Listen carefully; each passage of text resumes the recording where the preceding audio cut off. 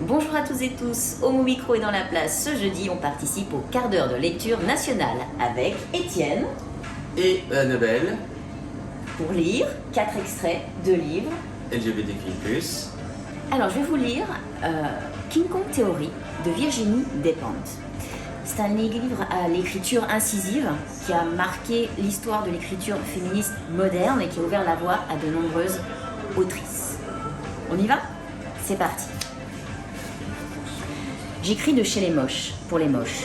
Les vieilles, les camionneuses, les frigides, les mal baisées, les imbaisables, les hystériques, les tarés, toutes les exclus du grand marché à la bonne meuf. Et je commence par là, pour que les choses soient claires. Je ne m'excuse de rien. Je ne viens pas me plaindre. Je n'échangerai pas ma place contre aucune autre. Parce qu'être Virginie Despentes me semble être une affaire plus intéressante à mener que n'importe quelle autre affaire. Je trouve ça formidable qu'il y ait aussi des femmes qui aiment séduire, qui sachent séduire. D'autres se faire épouser, des qui sentent le sexe et d'autres le gâteau du goûter des enfants qui sortent de l'école.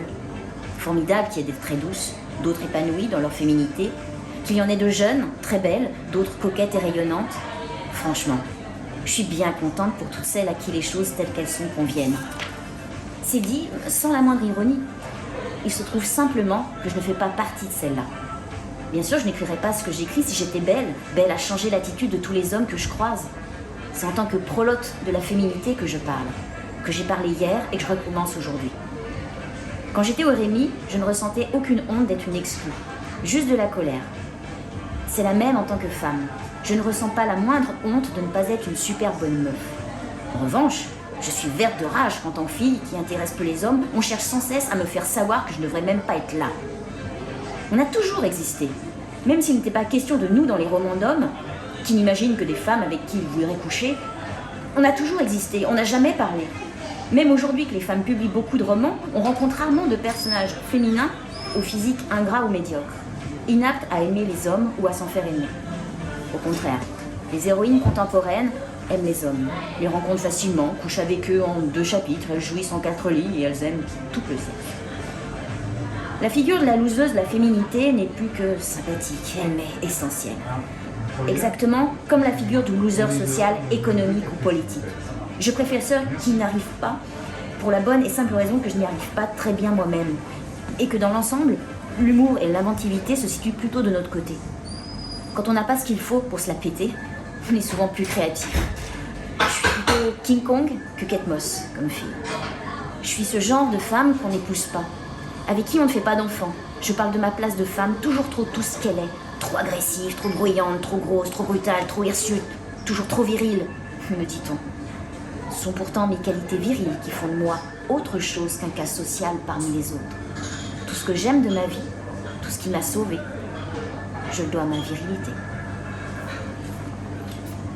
Merci. Eh bien, pour ma part, je vais lire un extrait de Change méthode d'Édouard Louis, paru l'année dernière au Seuil.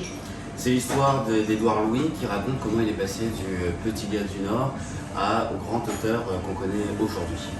Le passage se déroule au début, quand il cherche ce qui le permettra de changer de classe. Il y a eu d'autres tentatives, d'autres essais pour m'arracher à cette enfance détestée. Mais c'est par le collège que la libération est venue.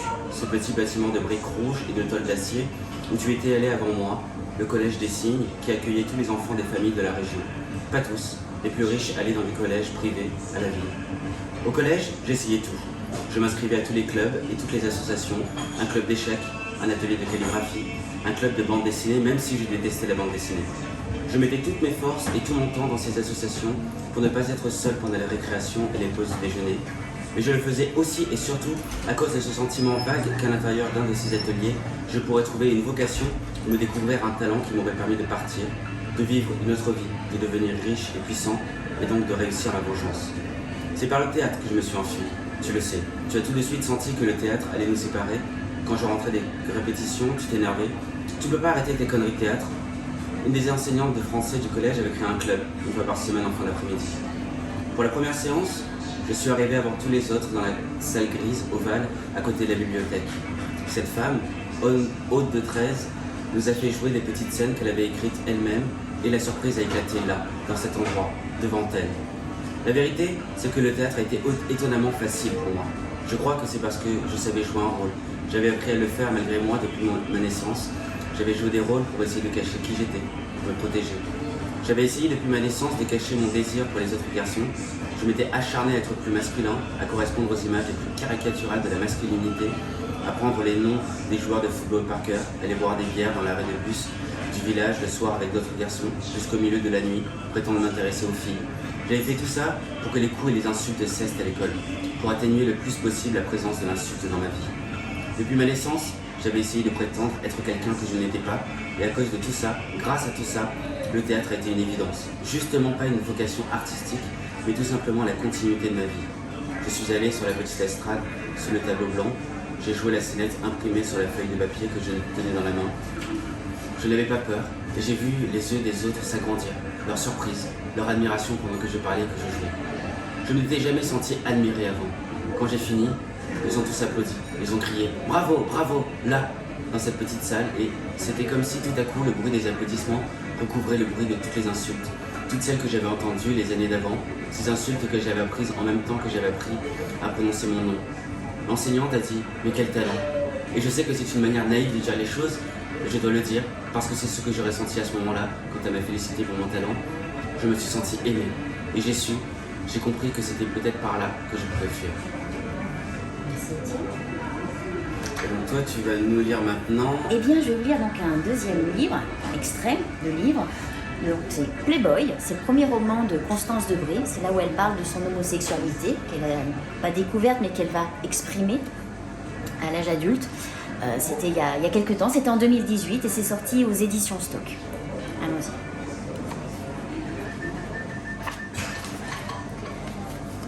C'est très étrange une femme, c'est quelque chose de radicalement différent. Je ne sais pas quand j'ai commencé à me dire ça. Peut-être quand je l'ai vue allongée à côté de moi le premier matin, quand elle dormait et que je ne dormais pas. Je comparais nos corps, nos seins. Je le savais que j'avais pas de hanches, peu de seins, que j'étais plus grande et plus mince que la plupart des filles, mais c'était vague. Je me mettais devant la glace de la piscine pour essayer de comprendre. Peut-être que le crawl avait accentué aussi le dessin des épaules et l'effacement des hanches. Mon corps était exactement ce que j'étais. C'était sous mes yeux depuis toute cette histoire. Je me comparais avec elle. Je me voyais et je la voyais elle. Elle comme toutes ces femmes que je n'étais pas. Les épaules, ce qu'il y a de souple, de rond, chez elle et chez elle, ce qui ne l'est pas chez moi. Je la mesurais et je me mesurais. Moralement aussi. Je me disais, une femme, c'est quelque chose que je n'imaginais pas. Quelque chose de plus nu, de plus cru que les hommes. Quelque chose qui est toujours au bord de l'obscène. C'est ça que j'ai découvert avec elle. Les hommes ne sont jamais gênants. Pas aussi émouvants peut-être, mais jamais gênants. Oui, peut-être que ça a commencé le premier jour quand je l'ai vue nue. Ou plus tard, quand je l'ai vue ne rien vouloir me donner. Quand j'ai senti ses mains trop sèches sur moi. Quand je l'ai vue avec ses enfants, qu'elle dévorait doucement, l'esprit tranquille, l'âme en paix. Quand j'ai compris qu'elle préférait les choses aux êtres. Pas même les grandes choses, les petites, les toutes petites choses. Quand j'ai vu qu'elle ne désirait rien du monde, je me disais, c'est ça une femme, c'est une peau très douce, c'est la bêtise, c'est une âme étroite qui n'a pas la hauteur de la douceur de la peau. Ce sont des caresses bâclées, un corps qui ne peut rendre l'hommage qu'on lui rend, un animal qui ne sait rien de l'amour et du désir, qui ne sait rien non plus de la beauté. Un être qui n'est jamais grand, un corps bourgeois, un peu sale, quelqu'un qui pleure quand il est méchant. Et qu'aimer une femme, c'était la mépriser en même temps. Je comprenais la violence des hommes. Je me demandais si c'était ce qu'ils éprouvent toujours pour nous. C'était ce que Laurent avait éprouvé pour moi. Autre extrait de Playboy. Il y a un âge de l'enfance où on sait exactement ce qu'on veut. Après, on ne sait plus. Après, on ne se souvient plus. C'était simple ce que je voulais à 4 ans. C'était les cheveux courts, des vêtements de garçon, des jeux de garçon, une vie de garçon. Jusqu'au maillot de bain, jusqu'au même short rayé bleu et blanc que mes cousins que je portais l'été. J'étais gênée de rien. Il n'y a pas de gêne à cet âge.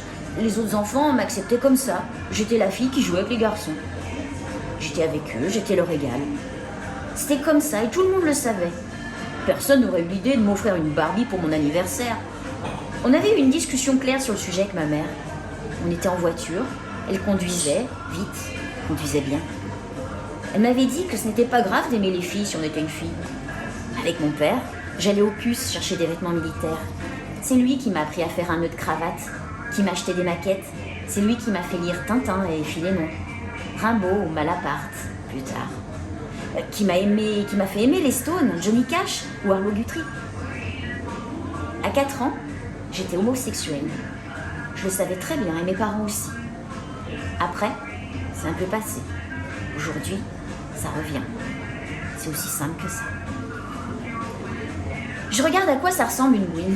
Elle a le crâne rasé, un sweat à capuche, elle roule ses Lucky, elle a un truc très doux aussi. La voix, les yeux, le sourire. En fait, c'est une fille, une vraie fille, une Gwyn. C'est elle qui dit Gwyn d'ailleurs. Et je me dis qu'elle a raison. Elle vit avec une professeure de droit qui travaille à côté, dans le salon. Une blonde tranquille. Je regarde à quoi ça ressemble deux femmes qui vivent ensemble. L'appartement est assez grand, ni beau, ni laid, normal. La fille rasée est anglaise, alors on parle en anglais. J'ai relevé ma manche. J'ai posé le bras sur le bureau. Elle a étalé du gel et posé le dessin sur ma peau. On en avait discuté. Elle m'avait proposé un truc, j'avais dit oui. C'était plutôt beau. Mais je m'en foutais que ça soit beau. L'important était d'avoir le plus d'encre possible sous la peau. Elle a trempé l'aiguille électrique dans l'encre, elle a commencé. Ça grésillait. Ça ne faisait pas vraiment mal, c'était comme une griffure, un pincement, quelque chose qui fait affluer le sang. Comme quand on veut mordre les seins. En sortant, le bras noirci jusqu'à la main, j'avais le corps plus beau. C'est Étienne, à toi. Dernier livre, dernier extrait. Et c'est Christophe Honoré avec le livre Ton père, paru en 2017 aux éditions Mercure de France. C'est l'histoire de Christophe Honoré qui se réveille un matin avec sa fille au pied du lit qui a une feuille et une punaise sur lequel est écrit « Guerre, épée contre pelleterie douteuse ».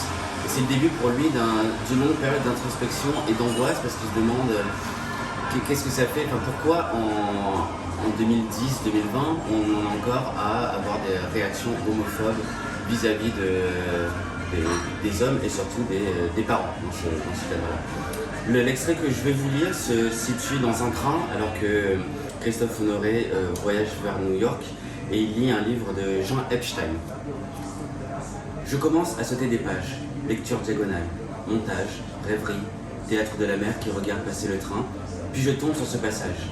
L'homosexualité pousse plus loin la différenciation entre l'amour et la reproduction. Dans les unions hétérosexuelles, la liberté d'engendrer ou non n'est que la faculté de priver l'amour de sa fin naturelle, de l'interrompre dans son développement normal, de le décapiter d'une partie de lui-même. L'homosexualité ou l'impossibilité de procréer n'empêche pas la passion d'exister.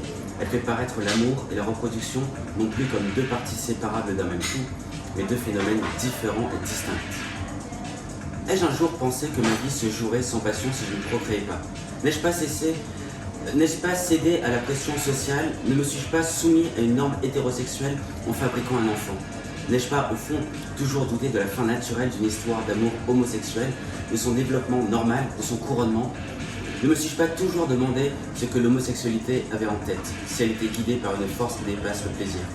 Ne pourrait-on pas aisément me convaincre que l'amour homosexuel ne possède aucune valeur créatrice, qu'il ne mène qu'à l'égoïsme et à la solitude? Face à un jury d'homosexuels, ne serait-il pas facile de me faire condamner pour haute trahison? Ne serais-tu pas alors convoqué lors de ce procès en tant que pièce à conviction, mobile et arme du crime? N'ai-je pas voulu échapper à mon destin d'homosexuel? Ai-je rejoint les lignes ennemies par idéologie? D'ailleurs, je ne t'ai pas conçu avec une femme lesbienne, mais hétérosexuelle, et je t'élève avec des packs en famille, des conseils de classe, des goûters d'anniversaire, des vacances chez tes grands-parents. Ne nous ai-je pas construit une vie standard hétérosexuelle? Ne suis-je pas sujet de ma honte? Quand je croyais me révolter, n'étais-je pas en train de prier? Où pouvait-on lire mes contestations de l'hétérosexualité dominante? Dans quels propos, livres, films était-on bien sûr de cet adjectif, queer? Pensait-on vraiment qu'il convenait à la personnalité? Claude Sauté n'était-il pas dans ce cas un cinéaste plus queer que moi? N'ai-je pas fait abandon de moi-même?